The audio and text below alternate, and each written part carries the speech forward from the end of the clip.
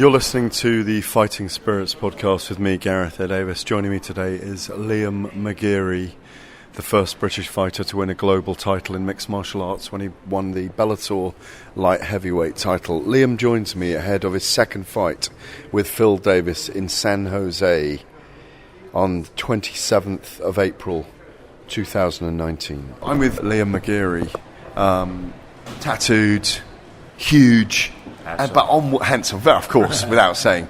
You are huge, but you're pretty much on weight, I imagine. I think I've got about another 5 pounds, 6 pounds to lose. Nothing too crazy. It's actually come off for the last couple of weeks. I've been monitoring what I'm eating and sometimes get a bit too low, but yeah, it's everything. Did someone do it with you, Liam, or was it you on your own? No, it's pretty much me on my own. You know, I've been cooking all my own meals throughout camp, and I've just halved what I've been eating. You know, I've been eating a lot. I've been hungry after training, but the workouts have been tough. So, but yeah, no, I just halved what I ate, and then just cut down that way. You're still your Huntington Beach camp team?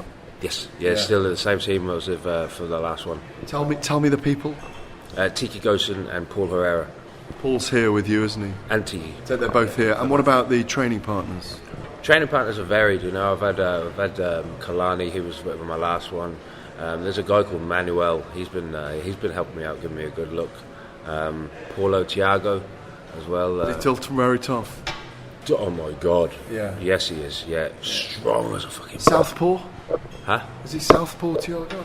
No, he's orthodox. Yeah, he's orthodox. Very, very strong.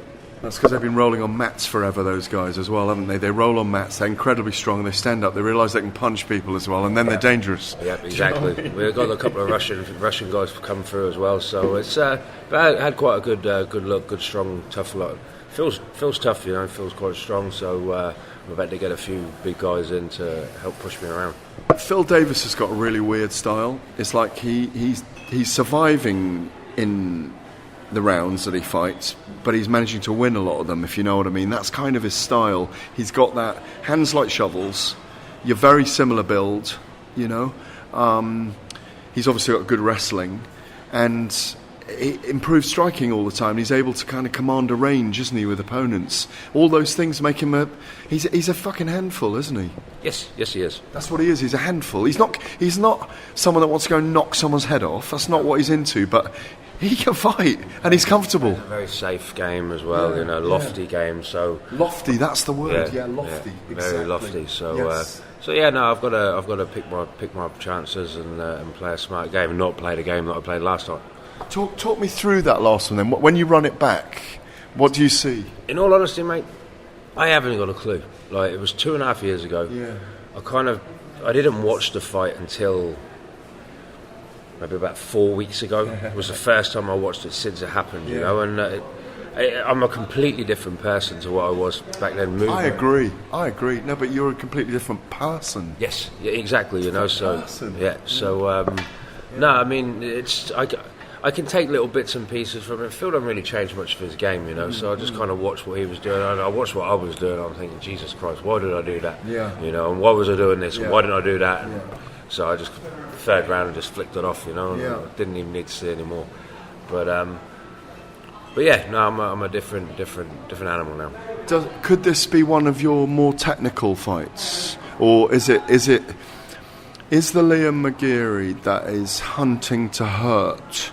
Yeah, you're looking to hurt and harm when you're in.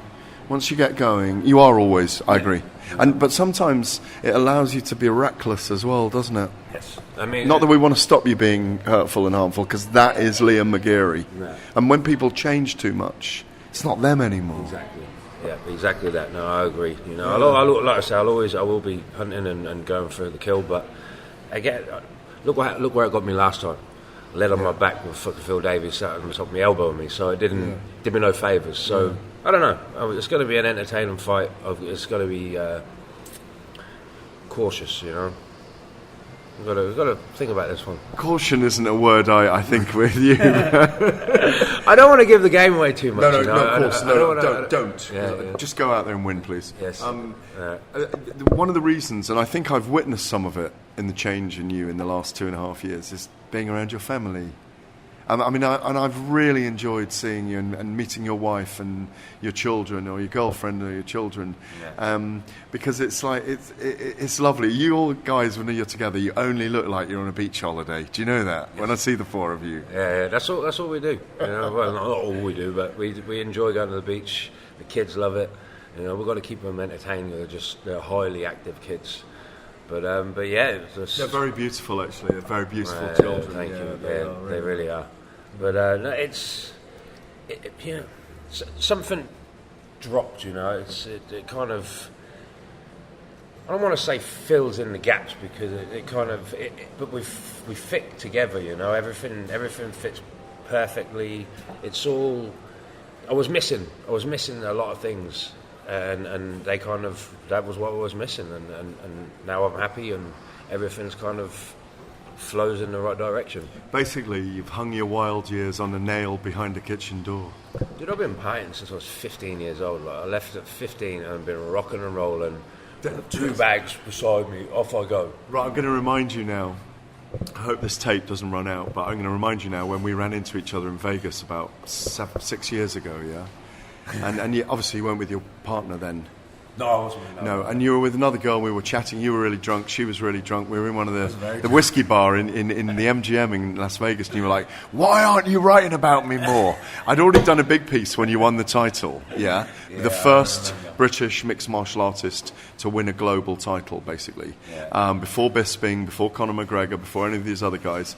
And I ran into that bar, and you were like, "Why aren't you writing about me more?" Do you remember that night or not? Do you actually? I remember actually that conversation. I can't remember a great deal after the whole night, but I do remember me. Because I was like, was I too hard on him? Did I yell at him? No, you didn't. You weren't at all. You weren't at all. I couldn't remember. Like, when you get the horrors when you've had the night out, like, what did I say? Did I say anything stupid? No, I have that, but no. In those situations, you never do, and it was more kind of. There was still a real wildness about you then. Do you know what I mean? I mean, not that you can't still go out and do things and do whatever it is, like surfing on a big wave or whatever it is. But there's like, I think you're talking about maturity, like maturity as a professional fighter, maturity as a father, maturity as a lover. Like it's a good time for you. It's a really good time. You're an elite fighter. There's no question about that. You could live with anyone. You could probably go up to heavyweight. There's so many fights out there for you. And it's a good time at Bellator. It genuinely is growing, and they're really endeavouring to look after their fighters, I think. I think so, yeah. But what you got to remember is, I came over here with one professional fight. Why did you come here? You know what? A friend of mine was like, "Oh, got you an opportunity to come over to train in America." I'd had enough of England. A lot of stuff goes on in England, and I kind of was like, I lived in Jersey, and there wasn't the recession kicked in, and I love to travel, So this was opportunity come, and you don't turn down opportunities, So I took the opportunity and I came over. So when I came here, I wasn't really.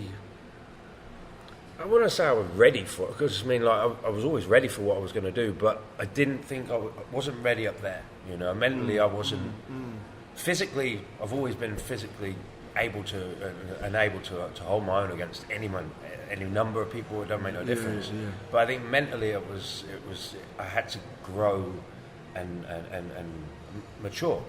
So getting to that point where I am now, it was 13-3. A lot of people don't sign with these big organisations until they've had like 13, 14 fights. So now I'm 16 fights deep, former world champion, and I'm still I'm nowhere near like finished or done.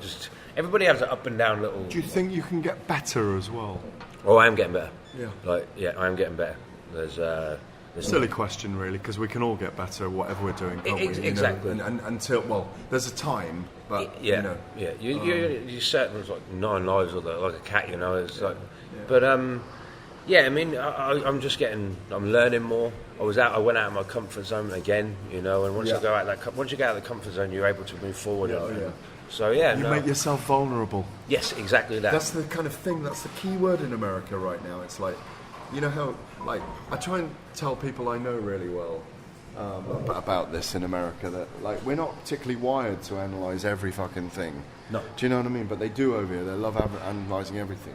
And there's a time when I go, no, just fucking bite down and get on with it. Yes. Do you know what I mean? We call it the stiff upper lip. Yeah. Do you know what I mean? Yeah. Or like, why do you want to be in pain? Well, because I quite like being in pain sometimes. I don't need to analyse it. No. Do you know what I mean? Yeah. And like, you know, I do agree with them though that and I don't agree with doing it all the time, but when you do make yourself vulnerable, when you do put yourself in a situation where you feel sick with nerves, but you get over it, and then the next time you aren't so, and in the end you aren't nervous at all. No.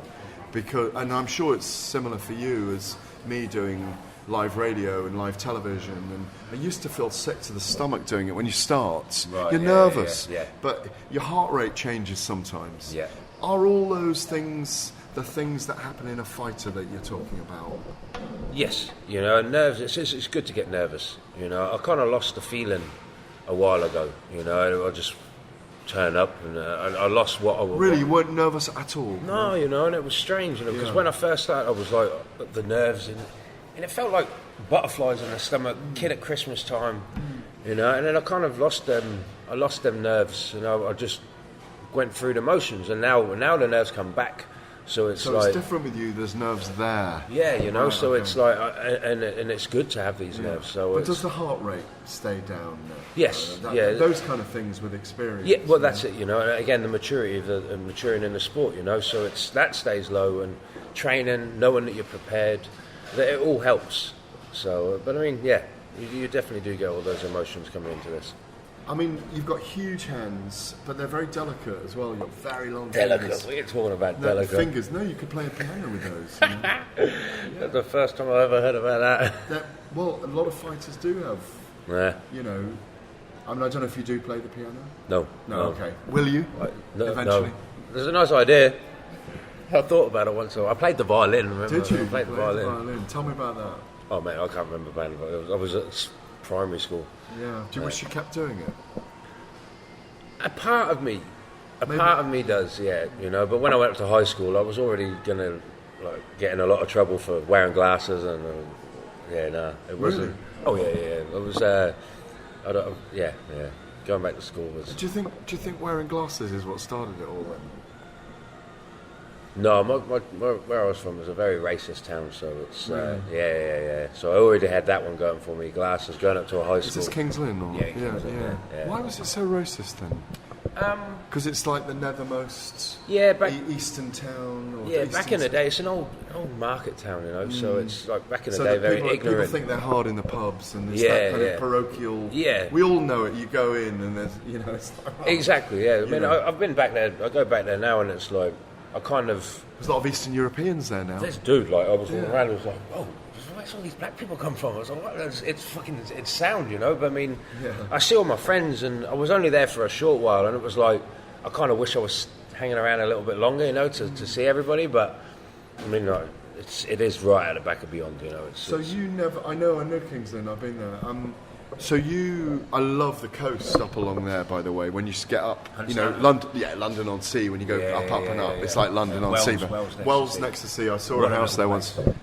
I saw a house there once. I used to go with my Land Rover, my Rottweiler, and my ex-wife. We used to go down a channel. You know, you go right down to the little beach at the front. Walk along the channel. You go out to the channel. There's a train that goes up the side of it as well. Yeah, but right out. You have to wander through, kind of out to the beach. Or right to Hokum Beach. It's on the corner. Yeah. You have to go through mud and fucking through like a river that's like, I don't know, 20 metres wide. All the way through the salt marshes, right down there. Okay. Take the Land Rover right down. Take the dog, drag him with the lead. Dude, it's great like that.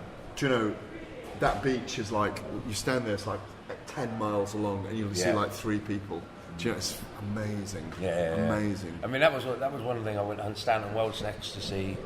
And I took the wife and the kids. Did you take them back? Did you see? Yeah. They saw Did they not think it was amazing? Yes, they did. It's as beautiful as Hawaii, isn't it? Yeah, in a different perspective. In a rugged North Sea way. Exactly It's that. beautiful, though. You can know it's going to be cold, brutally cold, but then it's like when you're in Hawaii, it's paradise, and then you come here and it's like it's you could see why everyone's like rough and ready to go and just ruddy face. Yeah, they're tough. Would you never back down then? Was that the problem? Well, not problem, but could you never back down? Would you never back down? No, I wouldn't. No. I mean, the thing is, what would you back down for? Because they're just going to keep coming. You just turn and face them, and you deal with it then, and you deal with the consequences afterwards. So when you do that for a while, people go, leave him alone, yeah? Leave that guy alone. No, they keep coming. Do they? They just line up, Yeah. But I mean, so it's kind of idiotic of them, no? But that was the way it was, And that's how you learned to fight, really? Even though it was in you? Yeah, pretty much, yeah. But I started boxing, and when I was like 15, maybe about 14, 15, and I lost 3 fights, right? And were you overreaching, or were you going? No. I don't know what happened, right? Nah. But my best friend, I still talk to him to this day. Like we've been friends since Tim Lennox, right? Yeah. We've been friends since we were like 5 years old, right? And I said to him when I went back there, I said, "Why did your old man used to say, he's like, you've got potential? I was like, "Why did you say that?" And he's like, "Because you kept coming back." I was like, exactly. But I get fucking. You can't. I'm pointing at your heart. Yeah. You can't build one of those. They just are. Yeah. Then that's what it is, Right. And I didn't know. The penny dropped, and I saw Nigel, like my old boxing coach, like. I hadn't seen this dude since I was like 14. Have they been following your career? Yeah, of course they have. Yeah, were they like made up to see you? Yeah, but I mean, my friend's dad's dead, and he was like the main guy, But is that years since you've seen them? Then? Yeah, I mean, I see Tim quite often whenever I go back to England, but the other guys, I hadn't seen them since I was like, 14, 15. When I left. I think it's a great tragedy about you that you're underappreciated in the British media. I feel like you should have been in all the national newspapers and have been written about in your story because it's so fascinating. It's such a successful export of a British sportsman. Do you know what I mean? Yeah. Do you feel that sometimes? Or I know how laid back you are and you're just into... You're quite introverted. I don't mean that you're not an introverted person, but you live a kind of introverted life. You're not at award ceremonies. Yeah. No, but that's you. That's you, Liam. Yeah. But I feel like other people could celebrate you a little bit more. But it doesn't bother you, does it? The people that matter to me, like all my people behind me, like my friends, my family, that's all that it matters to. The rest of the people, fucking sound. I mean, they're more welcome. But I'm as long as they're good.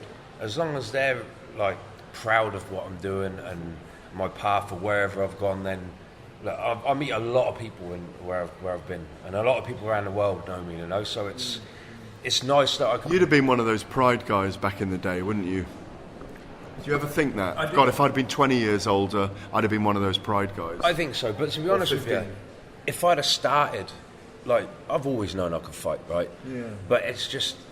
You hear the story about promoters and this and that, and you don't trust them, and I'm like, fuck this, I'll just stay working on a building site, it's like I can earn my money. And you did? Yeah, and I came into this sport at the very last point of where it kind of forced me into it, so like the recession. It was kind of a gamble to fight, yeah? Oh yeah, exactly. I mean, I was on the I was touring with the unlicensed boxing stuff that was going on in London. I want to ask you about that in a minute. Yeah, I was touring with. I said to my friend, I said, "Listen, I need to fight." I was like, the guy who was putting on shows in Jersey. I was like, "I need to fight. I need to do something to earn some money." I was like, "Where is this going?" You're good at it, so you could earn money. Where is this going? What's going to happen? I was like, "Am I going to?"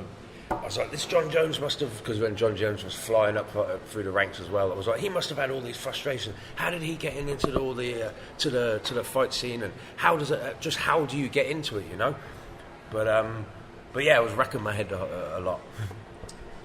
What about acting in movies? Would you like to do martial arts movies? I've actually got a movie coming out later this year. May. Oh. Hang on, when is it? May 27th. May something. Yeah. There's a red carpet in New York. Yeah. What's the movie? It's called Blood. It would be, wouldn't it? Blood Yeah. sports or whatever. Some blood mixed. Right, okay. Yeah, but it's I got a little part in that one. Brilliant. So which is sound, you know, first thing. Yeah, there's another one later this year called Cage Fighter, and I think I've got a part in it as a journalist at playing me. Really? With my own show. That's cool. That's very cool. So maybe I should speak to the director and get you into that one as well, because I know there are a few guys in it. Yeah. And I think they might be filmed at some Bellator events going forward, possibly. I mean, yeah. Oh, that would be sound. Yeah, definitely. Yeah. When you've made your own way, you've won the title. When you see other guys coming up, particularly someone like Michael Venom Page at the moment, who's fighting Douglas Lima. Yeah. On May the 11th in Rosemont, Illinois. That's a big moment for him. I spoke to him yesterday. I think this is a really big moment for him. This is like it's a step up. Lima. It's a proper step up, and I think stylistically more than anything, we know he's brilliant. Yeah. But it's that.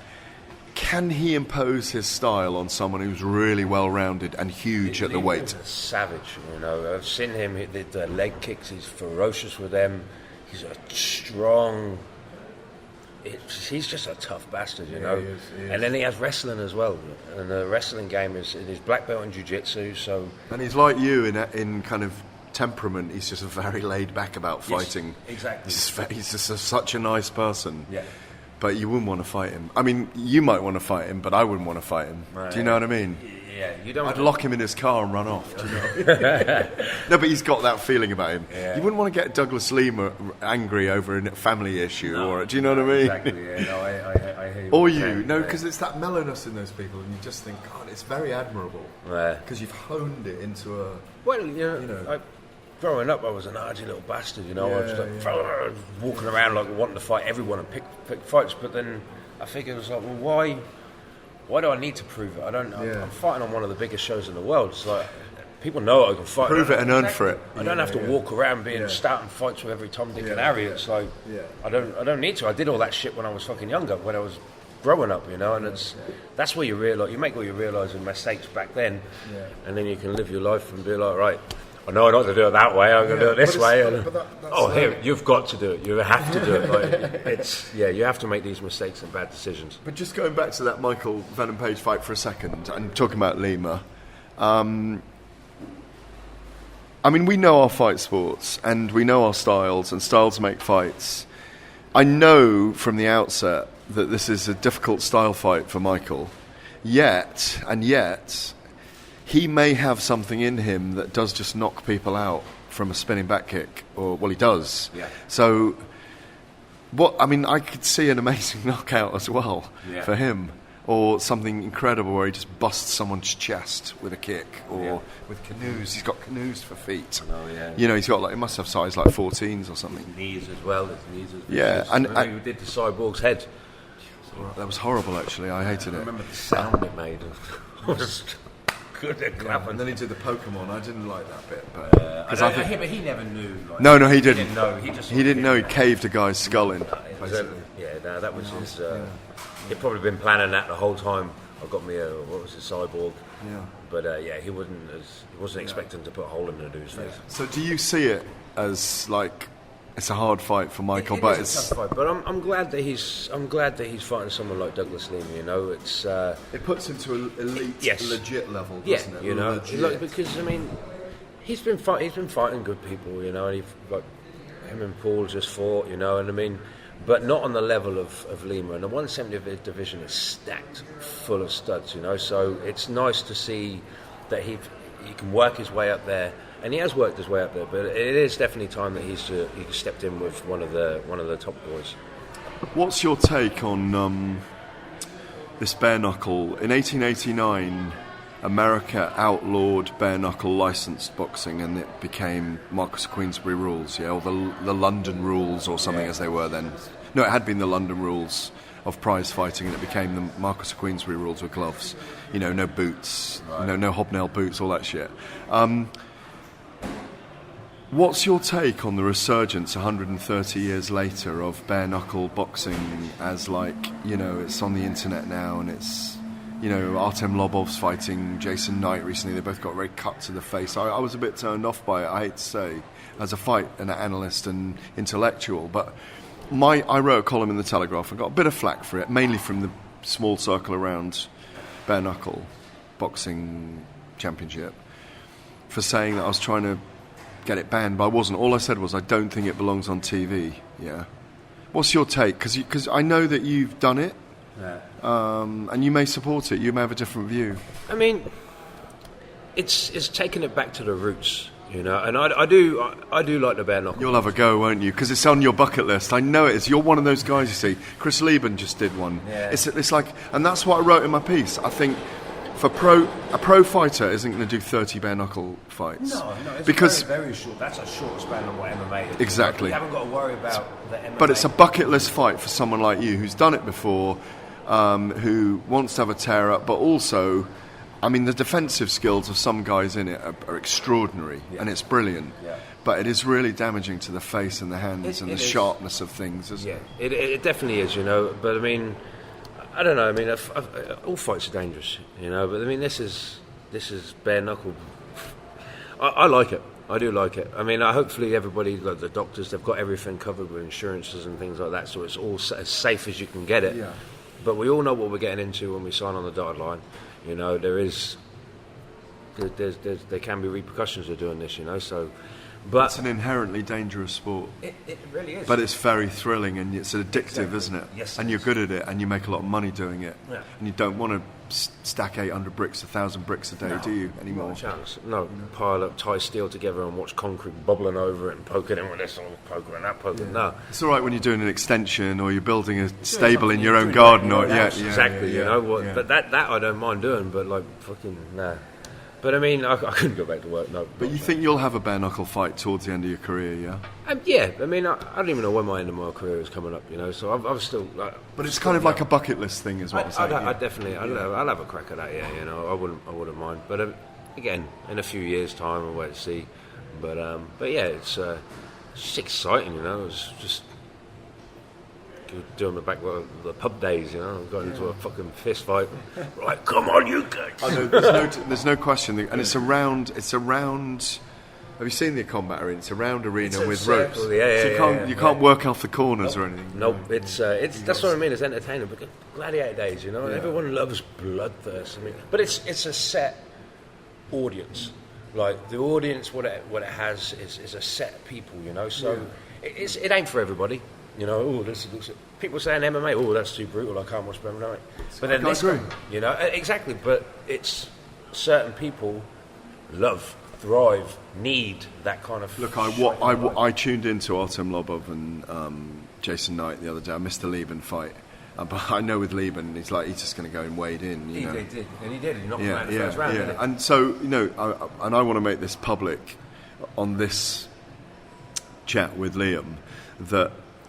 As someone that's watched a lot of fights, I was thinking, I'm not sure I want to see kids watching this on TV. That was my feeling, because it's quite a mature audience thing. You've got to know your fight sports to watch it.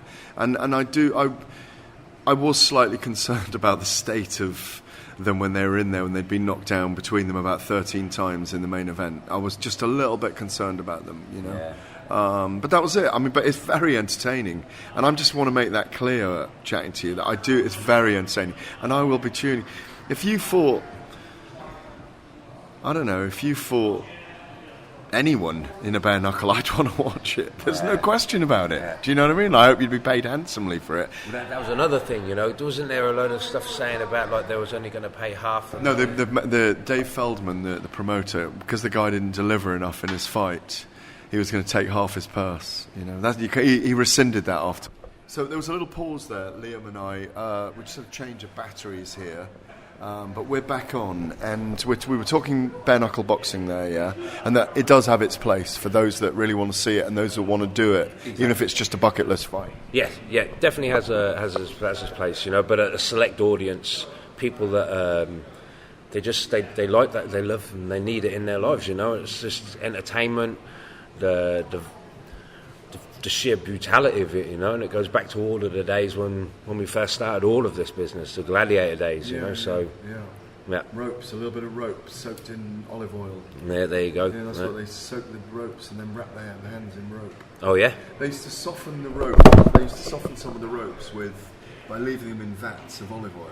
Right. And leave them a long time. Apparently, it just softens the rope. Okay. And it allows you to put it on your hand really well.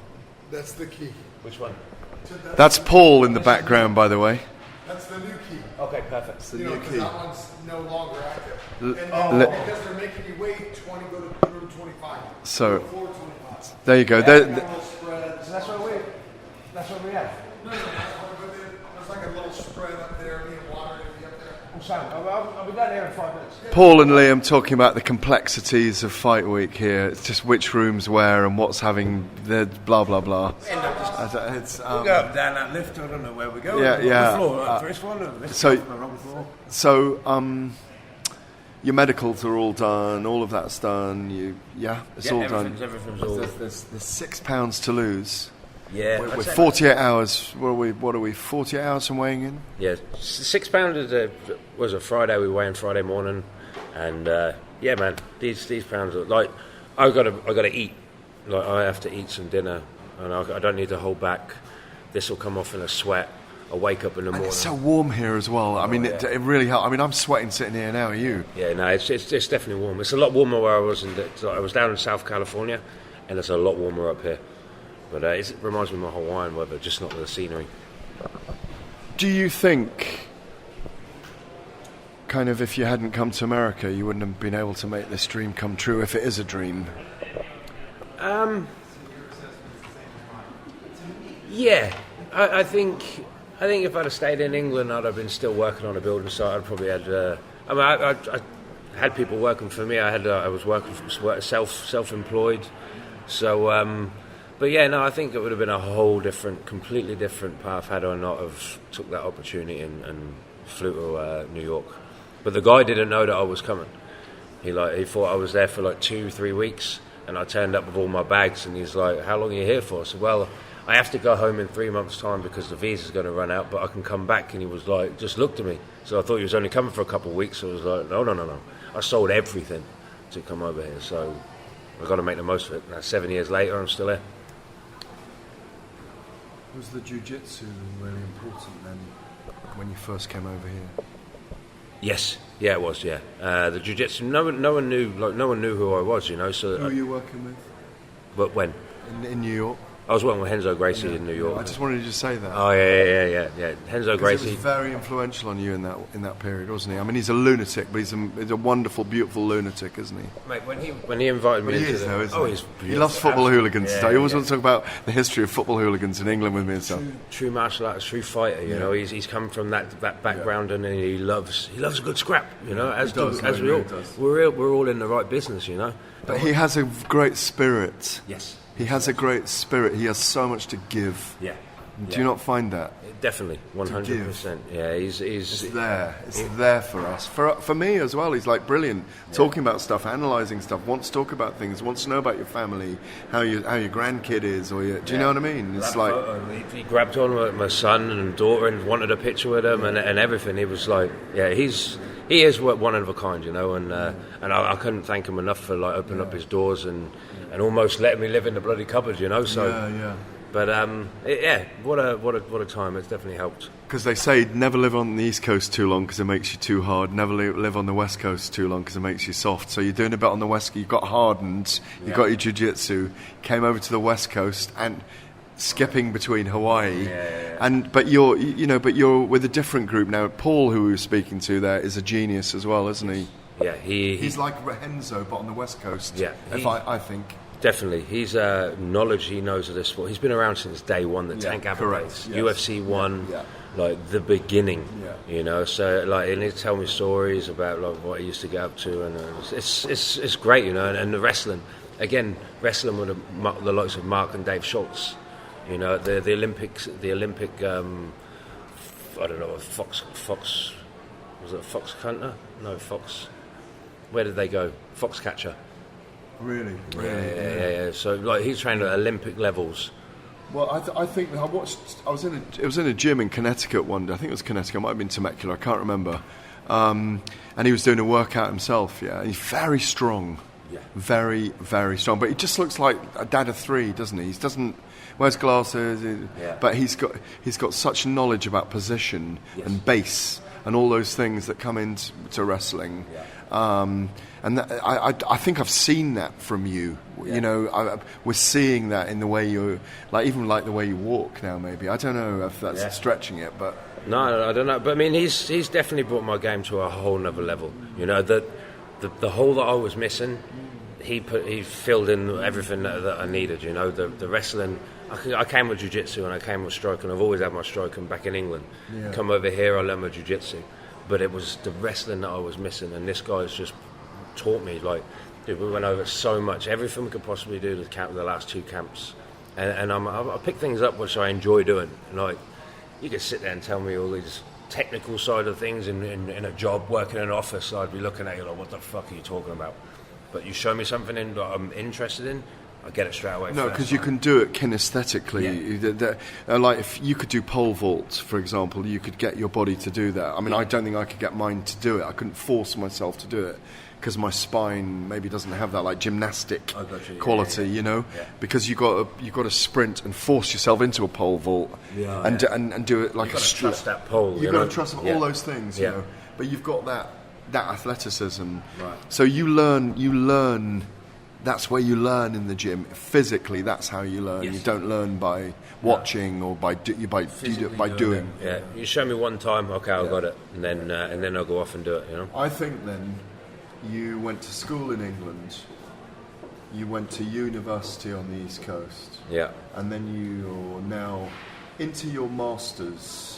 Yeah, that's one in your fight education in terms of university study, and then we're just going to move on to the professor and the PhD in the next couple of years. Yeah, that's a good way of looking at it. Yeah, and I think it is. Genuinely, I think it is. I think it really is how you've done it. Yeah, I mean, it's like you have to go through these things in life. You have to go to the places and like dark places in your mind. You have to go there to realise, well, hang on, you know what, I need to go there. You go there, you do what you're doing there. You can laugh at the dark place as well. Exactly. And just go there when you feel like it. Yes. Do you know what I mean? Exactly that, you know, and to avoid... I do think that's maturity, Liam. That's that's what it is. Yeah, and again, it's like, I'm 36 years old now, you know, and it'll come up 37. You're in your prime, I tell you. I ain't even hit that prime. I loved I'm 53, I loved being 36. I felt the strongest I had ever felt. Yeah. And that's just been playing, like, hurling a cricket ball. Like, your wrists felt hard and thick.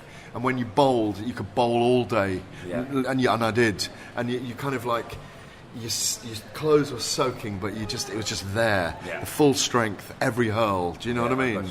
You know, and 36 is a great age. Yeah.